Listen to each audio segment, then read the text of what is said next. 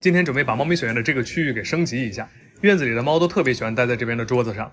之前下大暴雨，然后它们来不及进猫屋就被困住了，所以我打算在这个地方搭一个能遮雨的亭子。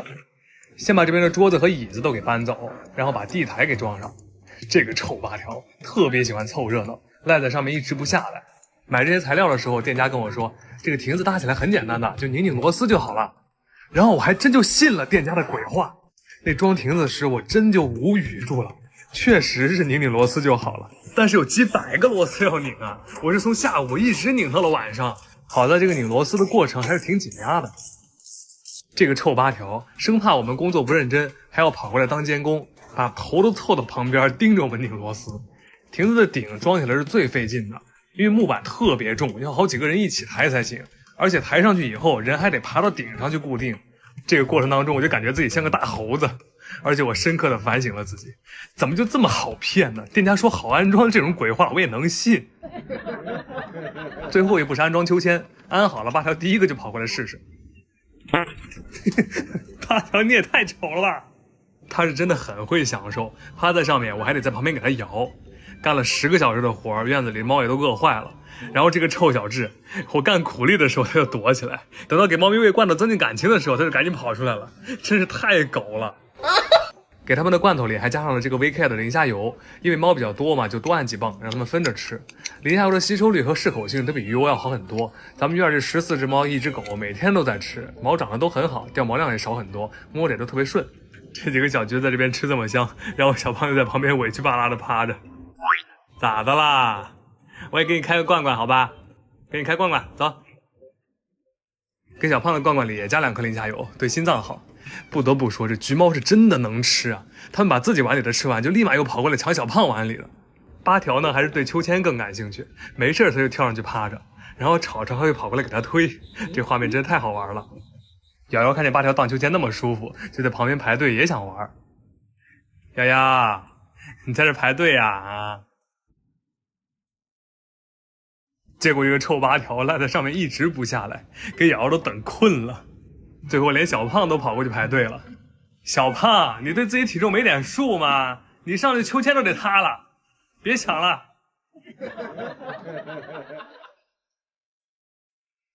八条，我们今天还要再出去送点猫粮哦。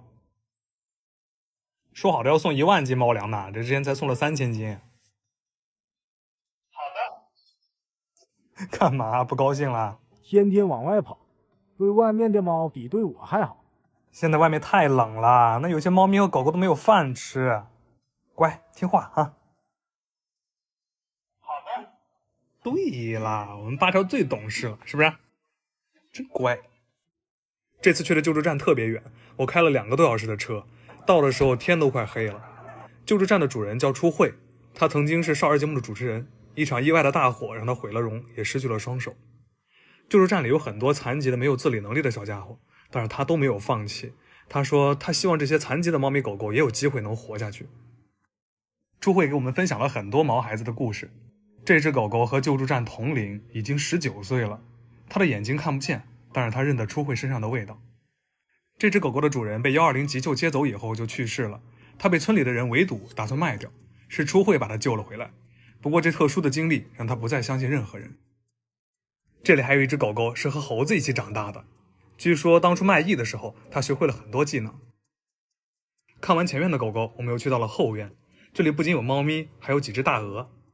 左边最小的那只之前浑身长满了蛆虫被丢掉了，初慧不忍心就把它救了回来。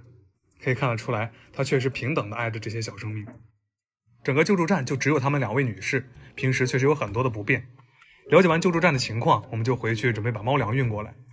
没想到的是，到家以后发现我跟小智身上都染上了跳蚤，图图因为睡在我换下来的衣服上也染上了跳蚤，我就赶紧给它做了驱虫。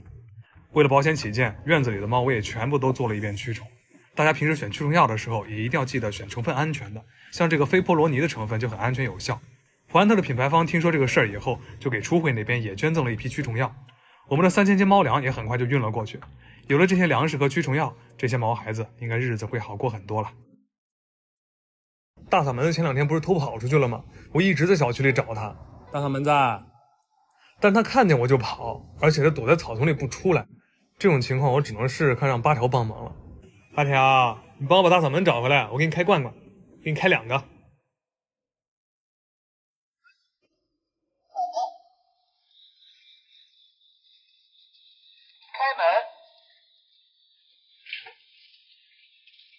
一出门，八条就在那左右看，确定了大概位置以后，就开始带着我找。其实我本来没抱什么希望的，因为找到倒是不难，但他躲着我，一直在草丛里也不出来，我总不能让八条帮我把他抓出来吧？八条，你是不是搁这磨洋工呢啊？大嗓门在草丛里面，你是在大路上晃悠，能找到他吗？哎，是不是大嗓门在叫？他出来了！那会儿我是真的震惊了，猫咪之间肯定是能传递什么信息素的，所以我怎么叫都没用。那八条一过来，它就出来了。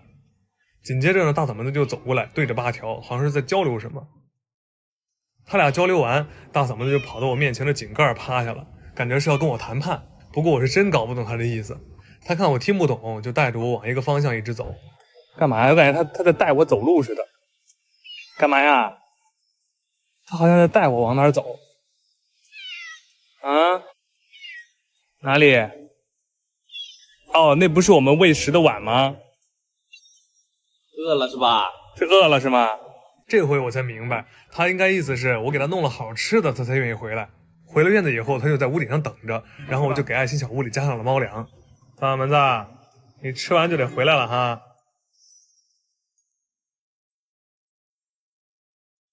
等了半天，他吃饱了，终于是愿意回院子了。然后八条、大壮、小胖全都围着他，生怕他再跑出去了。看来这院子我还得想办法再升级一下了。现在天气越来越冷，院里的小家伙都躲在猫屋里吹空调，但是外面还有很多毛孩子连饭都吃不上。八条，把你挣的猫粮分一点给外面的猫好不好？好的。你都不犹豫吗？啊，这么乖啊？开了1个小时的车，我们终于到了救助基地。出于安全考虑，我跟小智就没有带上八条。这边我们先看到的是临时区，一些小家伙被暂时的安顿在这里。咪，这里的每一个小家伙都有一段属于他们的故事。这边的这群猫咪是主人租房子到期以后遗弃的，房东打电话到救助站，等人过去的时候，它们已经饿得不会动了。救助站原本只有20多只猫，但是今年一下暴增到了100多只。并且当中有很多都是残疾，这大概率和今年网络上发酵的事件有关。有一些人心里的恶魔趁机觉醒了。这里还有一些独特的小家伙，他如果不是遇到了好心人，恐怕就变成了别人脖子上的围巾、大衣上的衣领了吧。新送来的这只狗狗，它同小区的其他狗都被打死了。好心人看它怀了孕，就给它送了过来。它身边的这群小狗都还没有睁眼，如果没有了妈妈，恐怕也活不下去。往救助基站去的路被郑州720的大水给冲垮了，我们只能从旁边的小路绕行，走了大概10几分钟。刚到基地就看见有2个大姐在照顾这些小家伙，她们都是志愿者，有空的时候就会过来帮助这些毛孩子。他们甚至还用水果外面的包装给这些毛孩子做了很多小玩具，还做了很多简易的猫窝，让他们不再受冻。所以啊，这世界虽然千疮百孔，但总有人在缝缝补补。基地的主人叫三好，他和我们分享了一个小故事。视频里大家能看到，这里的地势并不高。当初郑州720发大水，冲断了大路，淹了附近的村子，但路过基地的时候却分了叉，一上一下刚好绕开了这群毛孩子。可能老天也不舍得这些小家伙泡在冰冷的水里吧。三好还很高兴地告诉我们，他当时来基地，水太大了，导致他摔了跤，晕倒了。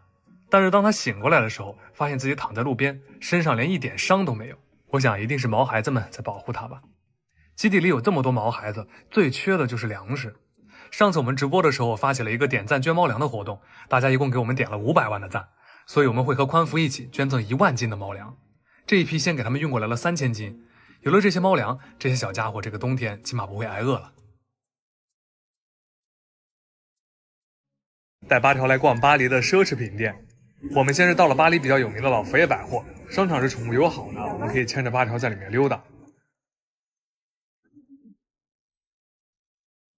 我们去逛了很多店，像 LV、爱马仕、GUCCI、迪奥，去的每家店都是畅通无阻的。对于宠物的友好，不仅是店里的顾客，包括这些店员们也都超级亲切。男孩子。后面我们还去了其他商场的奢侈品店，带八条进去都是没问题的。